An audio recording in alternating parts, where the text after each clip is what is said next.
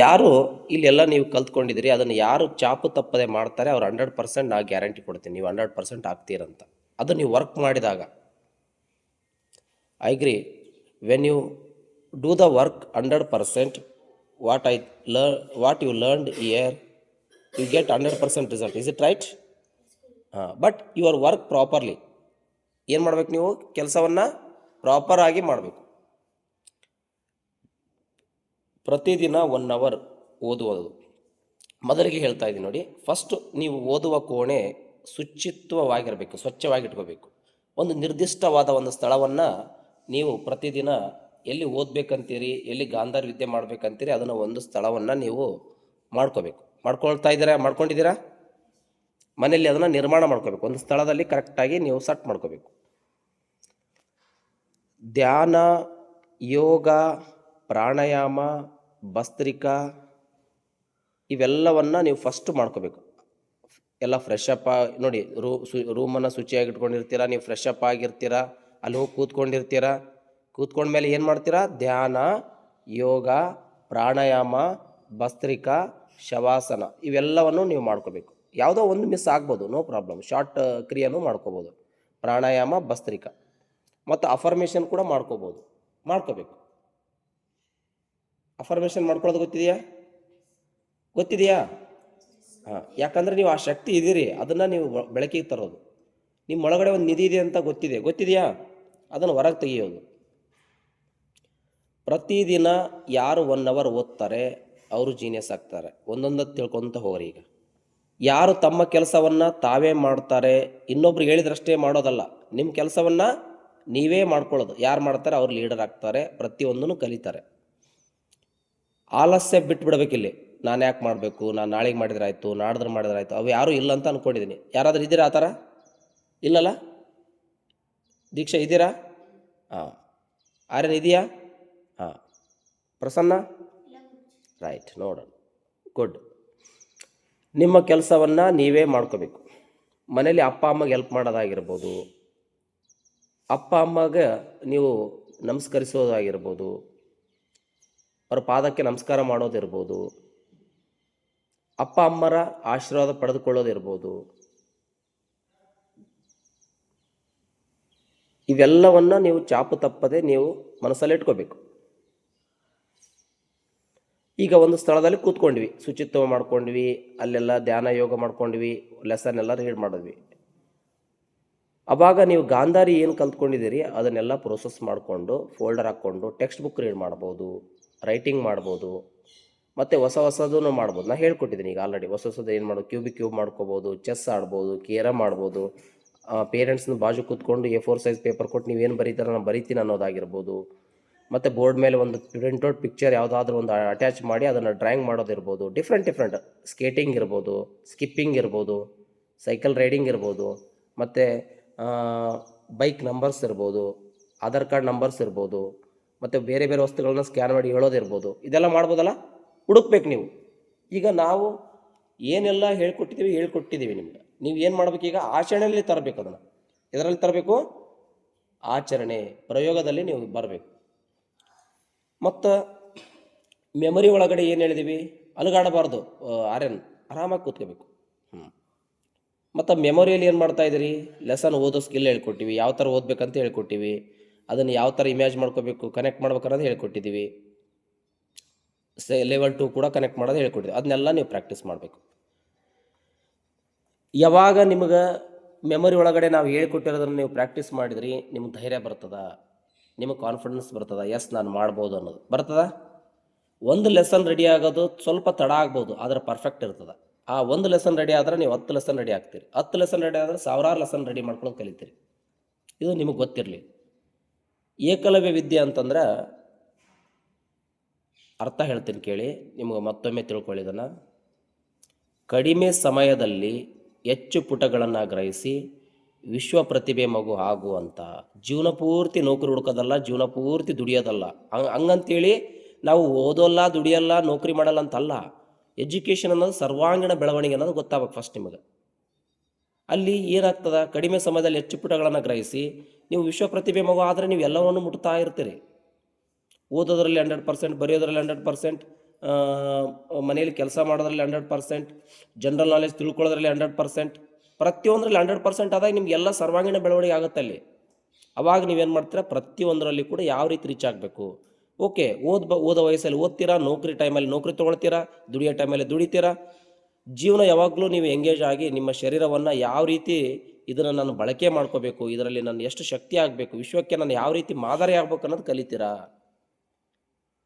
ಇಲ್ಲಿ ಯಾವುದು ಏನು ತೊಗೊಳ್ಬೇಕಾಗಿದೆ, ಯಾವ ಸಮಯಕ್ಕೆ ಏನೆಲ್ಲ ವರ್ಕ್ ಮಾಡಬೇಕಾಗ್ಯದ, ಕಾಯಕವನ್ನು ಯಾವ ರೀತಿ ಮಾಡ್ಕೋಬೇಕಾಗ್ಯದ, ಎಲ್ಲವನ್ನು ನೀವು ಸೃಷ್ಟಿ ಮಾಡ್ಕೊಳ್ತೀರಿ. ಅರ್ಥ ಆಗ್ತಾ ಇದೆಯಾ? ಯಾವಾಗ ನಿಮ್ಮಲ್ಲಿ ಆ ಶಕ್ತಿ ಬಂತು, ನಿಮ್ಮ ಜೀವನ ಸಾರ್ಥಕ ಆಗ್ತದೆ.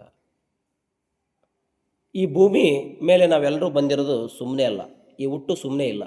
ಏನಾದರೂ ಒಂದು ನಾವು ಮಾಡಿ ಹೋಗಲಿಕ್ಕೆ ಬಂದಿದ್ದೀವಿ. ನಮ್ಮ ಸ್ಟೂಡೆಂಟ್ ಲೈಫಲ್ಲಿ ಏನು ಮಾಡಬೇಕು, ನೆಕ್ಸ್ಟ್ ಆಫ್ಟರ್ ಎಜುಕೇಷನ್ ನೆಕ್ಸ್ಟ್ ಏನು ಮಾಡಬೇಕು, ನೆಕ್ಸ್ಟ್ ಮುಂದೆ ಯಾವ ಥರ ನಾವು ಸಮಾಜಕ್ಕಾಗಿ ನಾವು ಕೆಲಸವನ್ನು ನಾವು ಮಾಡಬೇಕು, ನಮಗೋಸ್ಕರ ನಾವು ಹೇಗೆ ಕೆಲಸ ಮಾಡಬೇಕು, ಸಮಾಜಗೋಸ್ಕರ ನಾವು ಹೇಗೆ ಕೆಲಸ ಮಾಡಬೇಕು, ಪ್ರತಿಯೊಂದನ್ನು ತಿಳ್ಕೊಳ್ಳೋದೇ ಎಜುಕೇಷನ್. ಹೌದನಪ್ಪ ಸುಮನ್? ಹಾಂ, ಇದನ್ನು ಎಲ್ಲವನ್ನ ನೀವು ಇಲ್ಲಿ ತಿಳ್ಕೊಂಡಿರ ನಿಮ್ಮ ಒಳಗಡೆ ಆಲ್ರೆಡಿ ಇದೆ, ಅದನ್ನು ಹೊರಗಡೆ ತೆಗೆದಿರಾ ತೆಗಿತಾ ಇದ್ದೀರಿ. ಈಗ ನೋಡಿ, ಒಂದು ಮಾವಿನ ಚಿಪ್ಪದ ಒಂದು ಎಕ್ಸಾಂಪಲ್ ಕೊಡ್ತಾ ಇದ್ದೀನಿ ನಿಮಗೆ ಗೊತ್ತಿದೆ. ಒಂದು ಮಾವಿನ ಚಿಪ್ಪನ್ನು ನಾವು ಕೈಯಲ್ಲಿ ಇಟ್ಕೊಂಡಿದ್ದೀವಿ. ಅದು ನೋಡಲಿಕ್ಕೆ ಅದು ಮಾವಿನ ಒಂದು ಚಿಪ್ಪು ಥರ ಕಾಣಿಸ್ತಾ ಇದೆ, ಬೀಜ, ಮಾವಿನ ಬೀಜ. ಅದರಿಂದ ಏನಿದೆ, ಮರ ಇದೆ. ಎಸ್, ಮರ ಇದೆ, ಆಲ್ರೆಡಿ ಮರ ಇದೆ. ನಿಮ್ಮಲ್ಲಿ ಅನ್ಲಿಮಿಟೆಡ್ ಎನರ್ಜಿ ಇದೆ ಅಂತ ನಿಮ್ಗೆ ಗೊತ್ತಿದೆ. ಉದಾಹರಣೆಗಳನ್ನು ಕೂಡ ನಾನು ಹೇಳಿದ್ದೀನಿ. ಈಗ ನಾವು ವಾಕಿಂಗ್ ಮಾಡೋಕ್ಕಾಗಲ್ಲಪ್ಪ, ನಾನು ಎಲ್ಲೇ ಹೋಗಿರ್ತೀನಿ, ನನಗೆ ಸುಸ್ತಾಗಿದೆ ಅನ್ಕೊತೀವಿ. ನಾವು ಮೈಂಡ್ನಾಗ ನಾವು ಮೆಸೇಜ್ ಕೊಟ್ಟಿರ್ತೀವಿ, ಫ್ರೆಂಡ್ಸ್ ಎಲ್ಲ ಹೋಗಿರ್ತೀರಿ. ಒಂದು ಹುಲಿ ಬಂತು ಅಂತಂದರೆ ನಾವು ಎಷ್ಟು ದೂರ ಹೋಗಿರ್ತೀವ ಅಷ್ಟು ಕೆಪಾಸಿಟಿ ಐತಿ. ಅಂದ್ರೆ ಪ್ರತಿಯೊಂದು ಶೆಲ್ಸಿಗೂ ಕೂಡ ಒಂದು ಮೆಮೊರಿ ಅನ್ನೋದಿದೆ, ಥಾಟ್ಸ್ ಇದೆ. ನಾವು ಪ್ರತಿ 40 ದಿನಕ್ಕೆ ನಾವು ಶೆಲ್ಸ್ಗಳು ಬದಲಾವಣೆಗಳಾಗ್ತಾನೆ ಇರ್ತವೆ. ನೀವು ಯಾವ ರೀತಿ ನಿಮ್ಮ ಒಳಗಡೆ ಬೀಜವನ್ನು ಹಾಕಿದಿರಿ, ಮುಂದೆ ಬರುವಂಥ ಶೆಲ್ಸಿಗೂ ಕೂಡ ಅದರ ಮೆಸೇಜ್ ಕೊಟ್ಟು ಹೋಗುತ್ತೆ. ಹಾಗಾದರೆ ನಾವು ಯಾವ ಒಂದು ಬೀಜ ಹಾಕಿದ್ದೀವಿ, ಒಳ್ಳೆ ಬೀಜವನ್ನು ಹಾಕಿದ್ದೀವಿ ಅನ್ನೋ ಅನನ್ನೇ, ಅದು ಮುಂದೆ ಬರುವಂಥ ಶೆಲ್ಸಿಗೆ ಕೂಡ ಒಳ್ಳೆ ಮೆಸೇಜ್ ಕೊಟ್ಟೇ ಹೋಗುತ್ತೆ. ಅಂದರೆ ನೀವು ಶಕ್ತಿ ಹಾಕ್ಯಂತಾನೆ ಹೋಗ್ತೀರ. ನೀವು ನೋಡಿ, ಪ್ರತಿಯೊಂದು ಶೆಲ್ಸಿಗೂ ಕೂಡ ಅದು ಥಾಟ್ಸ್ ಇದೆ, ಮೆಮೊರಿ ಇದೆ. 40 ದಿನಕ್ಕೊಮ್ಮೆ ನಿಮ್ಮ ದೇಹ ಅಂದರೆ ಏನೋ ರೀಸೈಕಲ್ ಆಗ್ತದೆ, ಬಾಡಿ ಮತ್ತೆ ಹೆಲ್ದಿ ಆಗ್ತಾ ಇರ್ತದೆ. ಪ್ರತಿ 40 ಡೇಸ್ಗೆ ಒಂದು ಸರಿ. ಸೈನ್ಸ್ ಇದು ನಿಮ್ಗೆ ಗೊತ್ತಾಗುತ್ತೆ, ಸೈನ್ಸಲ್ಲಿ. ಮತ್ತು ಪೈನಿಯಲ್ ಗ್ಲ್ಯಾಂಡ್ ಮತ್ತು ಪಿಟ್ಯೂಟರಿ ಗ್ಲ್ಯಾಂಡ್ ಏನು ಕೆಲಸ ಮಾಡ್ತಾವಂದ್ರೆ, ನೀವು ಏನು ಕೊಡ್ತೀರಾ ಅದನ್ನು ಮೆಸೇಜನ್ನು ಅದನ್ನು ತೊಗೊಳುತ್ತೆ. ಸಬ್ಕಾನ್ಷಿಯಸ್ ಮೈಂಡಲ್ಲಿ ನೀವು ಒಳ್ಳೇದು ಯಾವುದು ಕೆಟ್ಟದ್ದು ಯಾವುದು ಗೊತ್ತಿಲ್ಲ, ಯಾವುದು ಒಳ್ಳೇದು ಕೊಡ್ತೀರ ಅದನ್ನು ತೊಗೊಳತ್ತನಮ್ಮ ಚಿನ್ಮಯಿ. ನಾವು ಏನು ಬೀಜ ಹಾಕ್ತೀವಿ ಅದನ್ನು ತೊಗೊಳುತ್ತೆ, ರಿಸೀವ್ ಮಾಡ್ಕೊಳುತ್ತೆ. ನಮಗೆ ಗೊತ್ತಿರಬೇಕು ನಾವು ಎಂಥ ಬೀಜ ಹಾಕೀವಿ, ಒಳ್ಳೆ ಬೀಜ ಹಾಕೀವಿ. ಮತ್ತು ಸದಾಕಾಲ ಯಾವಾಗಲೂ ಪಾಸಿಟಿವ್ ಥಿಂಕ್ ಮಾಡಬೇಕು. ಏನಾದರೂ ನೆಗೆಟಿವ್ಸ್ ಬಂತ ಅದರಿಂದ ಕಲಿಬೇಕಷ್ಟೇ, ಸಾಕ್ಷಿಯಾಗಿ ನೋಡಬೇಕು, ಅದರಿಂದ ಕಲಿಬೇಕು. Only positive think. ಯಾವಾಗ ನಿಮಗೆ ಪಾಸಿಟಿವ್ ಥಿಂಕ್ ಬರ್ತಾವ, ಎನರ್ಜಿ ಆಗ್ತದ. ಕೈ ಬಟ್ಟು ಮುರಿಬಾರ್ದಮ್ಮ, ನಿಂತು ಕೂತ್ಕೋ. ಸೀದಾ ಕೂತ್ಕೋ. ಹೆಚ್ಚೆಚ್ಚು ಪಾಸಿಟಿವ್ ಥಿಂಕು ನಿಮ್ಮಲ್ಲಿ ಶಕ್ತಿ ಆಗ್ತಾ ಹೋದಂಗೆಲ್ಲ ನಿಮಗೆ positive think is very important ಅಂತ ಗೊತ್ತಾಗಬೇಕು. ಒಂದು ನೆಗೆಟಿವ್ ಬಂತು ಅಂತಂದ್ರೆ ಅದು ಮಲ್ಟಿಪಲ್ ನೆಗೆಟಿವ್ ಆಗುತ್ತದೆ. ಒಂದು ಪಾಸಿಟಿವ್ ಬಂತಂದ್ರೆ ಅದು ಮಲ್ಟಿಪಲ್ ಪಾಸಿಟಿವ್ ಬರುತ್ತೆ, ಶಕ್ತಿ ಆಗುತ್ತೆ. ಶಕ್ತಿ ಆಗ್ಬೇಕಾ ಅಥವಾ ಶಕ್ತಿ ಕಡಿಮೆ ಮಾಡ್ಕೋಬೇಕಾ? ಯಾರು ಜಗತ್ತಿನಲ್ಲಿ ಜೀನಿಯಸ್ ಅಂತಂದರೆ, ಯಾರು ಕ್ಲೀವ್ ಹಿಡ್ಕೊಂಡು ಹೋಗ್ತಾರೋ ಅವ್ರು ಜಗತ್ತಲ್ಲಿ ವಿಶ್ವ ಪ್ರತಿಭೆ ಆಗಿದ್ದಾರೆ. ಯಾರು ಥಿಂಕ್ ಮಾಡ್ತಾ ಕೂತ್ಕೊಂಡಿದ್ದಾರೆ ಅವರು ಅಲ್ಲೇ ಉಳ್ಕೊಂಡಿದ್ದಾರೆ, ಥಿಂಕಲ್ಲೇ ಉಳ್ಕೊಂಡಿದ್ದಾರೆ. ಒಪ್ಕೊಂತೀರನಮ್ಮ ಅನನ್ನೇ? ಥಿಂಕ್ ಮಾಡಿದ್ರೆ ಅಲ್ಲೇ. ಹೈಯೆಸ್ಟ್ ಆಗಲಿಕ್ಕೂ ನಮ್ಮ ಮನಸ್ಸೇ ಕಾರಣ, ಕೆಳಗಡೆ ಇರಲಿಕ್ಕೂ ನಮ್ಮ ಮನಸ್ಸೇ ಕಾರಣ, ಓದಲಿಕ್ಕೂ ನಮ್ಮ ಮನಸ್ಸೇ ಕಾರಣ, ಓದ್ದಂಗೆ ಸುಮ್ಮನೆ ಕೂಡೋದು ಕೂಡ ನಮ್ಮ ಮನಸ್ಸೇ ಕಾರಣ, ಸಂತೋಷವಾಗಿರೋದಕ್ಕೂ ನಮ್ಮ ಮನಸ್ಸೇ ಕಾರಣ, ದುಃಖವಾಗಿರೋದಕ್ಕೂ ನಮ್ಮ ಮನಸ್ಸೇ ಕಾರಣ, ಎಲ್ಲದಕ್ಕೂ ನಮ್ಮ ಮನಸ್ಸು. ಹಾಗಾದರೆ ಆ ಸುಪ್ತ ಶಕ್ತಿ ಎಲ್ಲಿದೆ ಅಂತ ನಿಮ್ಗೆ ಗೊತ್ತಿದೆ. ಆ ಮನಸ್ಸನ್ನು ಯಾವ ರೀತಿ ಜಾಗೃತ ಮಾಡ್ಕೋಬೇಕನ್ನೋದು ನಿಮ್ಗೆ ಗೊತ್ತಿದೆ. ಶಾಲೆಯಲ್ಲಿ ನೀವು ಕಲ್ತಿರ್ತೀರಿ, 80% ಶಾಲೆಗಳಲ್ಲಿ ಹೇಳ್ತಾರೆ, ಇಲ್ಲ ಅಂತಲ್ಲ. ಕಾನ್ಸಂಟ್ರೇಷನ್ ಮಾಡಿರಿ. ಎಲ್ಲಿ ಕಾನ್ಸಂಟ್ರೇಷನ್ ಐತಂತ ನಿಮಗೆ ಗೊತ್ತಿದೆಯಲ್ಲ. ಕಾನ್ಸಂಟ್ರೇಷನ್ ಹೆಂಗೆ ಮಾಡೋದು ಅನ್ನೋದು ಎಷ್ಟೋ ಜನ ಮಕ್ಕಳಿಗೆ ಹೇಳಿಕೊಡೋಕೆ ಆಗ್ತಾಯಿಲ್ಲ, ಟೀಚರ್ಸಿಗೆ. ಅವ್ರದ್ದು ತಪ್ಪು ಅಂತಲ್ಲ, ಅವ್ರು ಜಸ್ಟ್ ನಿಮಗೆ ಬೈತಾರೆ, ಹೇಳ್ತಾರೆ ಕಾನ್ಸಂಟ್ರೇಷನ್ ಮಾಡಿ. ಎಲ್ಲಿ ಐತಿ ಅದು? ಆಲ್ರೆಡಿ ನಿಮ್ಮ ಒಳಗಡೆ ಇದೆ. ನೀವು ಆ ಪ್ರಯೋಗದಲ್ಲಿ ಬರುವ ಒಂದು ದಾರಿ ಗೊತ್ತಾಯಿತು ಅಂದ್ರೆ ಕಾನ್ಸಂಟ್ರೇಷನ್ ತಾನೇ ಸಿಗುತ್ತಾನ ಮನೆಯೇ. ಧ್ಯಾನ ಮಾಡ್ತಾ ಇದ್ದೀರಿ, ಯೋಗ ಮಾಡ್ತಾ ಇದ್ದೀರಿ, ಪ್ರಾಣಾಯಾಮ ಮಾಡ್ತಾ ಇದ್ದೀರಿ, ಭಸ್ತ್ರಿಕೆ ಮಾಡ್ಕೊಳ್ತಾ ಇದ್ದೀರಿ, ಓದೋ ಸ್ಕಿಲ್ಲಲ್ಲಿ ಯಾವ ರೀತಿ ಓದಬೇಕಂತ ನೀವು ಮಾಡ್ಕೊಳ್ತಾ ಇದ್ದೀರಿ. ನಿಮ್ಮ ಹೊಟ್ಟೆ ಭಾಗದಲ್ಲಿ ಬನ್ನಿ ಅಂದರೆ ಅಲ್ಲಿ ಮನಸ್ಸು ನಿಮ್ಗೆ ಇಡೋದು ಗೊತ್ತಿದೆ, ಆಕಾರ ಮಾಡೋದು, ಎದೆ ಮಧ್ಯೆ ಮನಸ್ಸು ಇಡೋದು ಗೊತ್ತಿದೆ, ತಲೆ ಮೇಲೆ ಮನಸ್ಸು ಇಡೋದು ಗೊತ್ತಿದೆ. ಹಾಗಾದ್ರೆ ಕಾನ್ಸಂಟ್ರೇಷನ್ ಐತೋ ಇಲ್ಲ? ಎಲ್ಲಿ ಹೇಗಿದೆ ಅಂತ ನಿಮ್ಗೆ ಗೊತ್ತಾಗಬೇಕಾಗಿದೆ ಅಷ್ಟೇ. ಹೆಂಗೆ ತೊಗೊಂಡು ಹೋದ್ರೆ ಅದು ನಮ್ಮ ಒಳಗಡೆ ಆಲ್ರೆಡಿ ಎಲ್ಲರಲ್ಲಿ ಕಾನ್ಸಂಟ್ರೇಷನ್ ಐತಿ, ಏಕಾಗ್ರತೆ ಐತಿ. ದೀಕ್ಷೆ ಸೀದಾ ಕೂತ್ಕೊಮ್ಮ.